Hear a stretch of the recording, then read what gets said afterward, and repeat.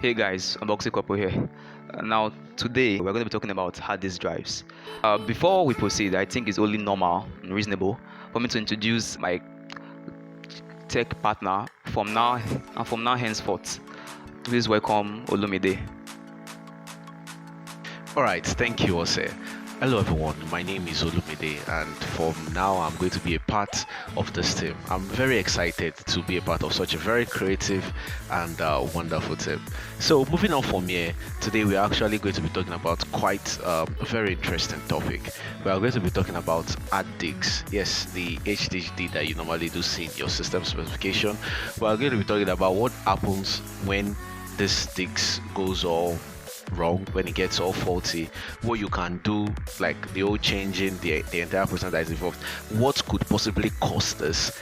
And also we'll be leaving a link in the description below that actually would guide you to a software that would help you to check if your hard disk is actually getting faulty and all. So before we proceed in this video, I'd like Ose to actually go deep down and explain some major components of the hard disk drive that you should know about. I think the first course of action to talk about the hard disk is that it has four major components that will generate hard disk.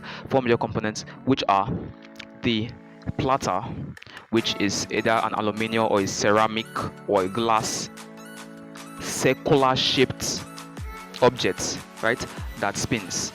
It is coated with a magnetic substance, right? Now that was the first. Then the other one is the read and write arm, like the arm that hovers just directly on top of the HDDs or the hard disk. It hovers at a height. They call it the floating height or the head gap. It hovers at about 3 nanometers. It is so thin that even a human hair can't go through. Also, it has the spindle, that is the part that spins the hard disk. The hard disk itself, depending on your type or the manufacturer, either revolves about, okay, my own per se revolved at around 5,400 RPMs, revolutions per minute. Now, then the other important part is the actuator. That is the part that moves the read and write arm across the surface of the platter itself. Now, the read and write arm also has the magnet at its own end that enables it to either read data off the disk or write data onto the disk. There are a lot of other physics, magnetism stuff that's really unnecessary. So let's get towards the signs, the things that you notice when your hard disk is starting to get faulty. All right, so here are a couple of things you should actually note that would give you an idea if your hard disk is actually going towards this later days. So one thing you should actually take note of is unnecessary freezing. You might not actually be working on anything power intensive. You might not be using Final Cut Pro for your editing or playing some high intensive games like the Far Cry 3 or maybe the PES 2021. You don't necessarily need to be doing all this before you start noticing some lag, some freezing here and there. When you start seeing your system exhibit signs of unnecessary freezing, unnecessary lag, it gives you an idea that okay, something might be wrong with my hard disk. So moving on from there, one other thing you should look out for is unscheduled blue screen. I use the word unscheduled there because it just pops out all of a sudden. You might be working on something or not even necessarily doing anything, and then you get the blue screen, that big blue screen there. Another thing you should also look out for is the evidence of heat. I know when we use our system, from the air vents you could feel the warm air actually going out, but then you notice that the position where your hard disk is located gets unnecessarily hot. When I mean hot, I mean like really, really hot. That's actually a very big sign that your hard disk might actually be all faulty. So the last thing I want you to actually take note is a scenario whereby you can hear your hard disk working. When I mean working, I mean spinning. Yes, when your system is actually on, you can actually hear your hard disk revolving and all, but this one becomes too noticeable.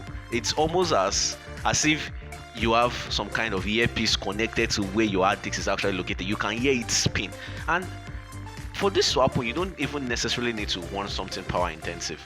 Maybe for an instance, you just turned on your PC, and then 2 minutes later, you can hear your hard disk overworking itself. These are symptoms, very big sign that your PC might be heading to the grave, or maybe the later point of its life. So it's expected that you know this and you can take steps. So understanding the parts of this hard disk, understanding the symptoms that you should look out for, or the signs, would make you know that okay, maybe it's worth changing. And one thing that is worthy of note is the fact that these were not determined, they were not designed to actually last a lifetime. The typical hard disk it has a life cycle of about 4 to 5 years. So whether you keep it like a baby or you treat it like an egg, your hard disk will one day die. But you could increase the lifespan by actually treating your personal computer very well. So one thing you might want to look out for is the scenario whereby your PC gets some kind of external force, or should I say some impact. As Ose has said earlier, this hard disk actually consists of a read and write arm. That read and write arm is not expected to have contact with the platter that you can see on the screen. So in the scenario of an impact or maybe an external force, that read and write arm comes in contact with the platter, and then you begin to lose information, and then your hard disk begin to go, it just goes haywire and all. So having this knowledge, knowing the components of your hard disk would give you some kind of insight on what you should do, what you should not do, and how you should do what you should actually do. So like I had said in the beginning of this video, I said there are softwares that you can actually use to actually know when your PC is actually going to reset. So I'm going to let Ose give us a brief run through about what to do, the kind of software to use, and how to actually use the software. Now, the thing is, with the hard disk itself, you should know that he made mention of the blue screens. Now, blue screen errors can occur and happen for a variety of reasons. It can range from RAM errors, Windows error, like your operating system has an error in its registry, or something like that. So whenever your system does have or does display an unexpected blue screen error, you should, and you the first thing you should note, you shouldn't just conclude that it's a hard disk error. You should Google it. That's why the internet is there. And then, depending on your research results from Google, coupled with all the things he just said, then you can ascertain if it's an hard disk error. Okay? Now, the software in particular that you can use to check the hard disk, if the condition of your hard disk. Now, the software shows something like caution or good, depending on the state of your hard disk. It highlights the sectors, it highlights the problems of your disk, whether it is a relocated sector problem, or a spinning sector problem, or a startup sector problem, and so on and so forth. Now, the software, I use this for my previous hard disk, that is this particular hard disk I'm holding right now, and what we're seeing now on the screen was the result it gave moments before the hard disk gave up. And when I was about to get a new hard disk, I took this same software. It is called Crystal. I took the same software. We'll put the link below. I took the same software right to the point, right to the shop, and I used it to test the new hard disk I got, and the condition is what you're currently seeing on top now. It showed good. You can try this software for your system, and the results, depending on your state of your system, because your system actually fits these informations to the software. So there's some important things that you should note when using the software, which are the power on counts and the power on hours.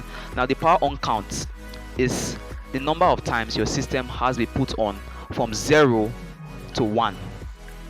Then the power on hours is the total number of time in days or in hours that your system, that particular system, which is your hard disk, has operated, has worked for.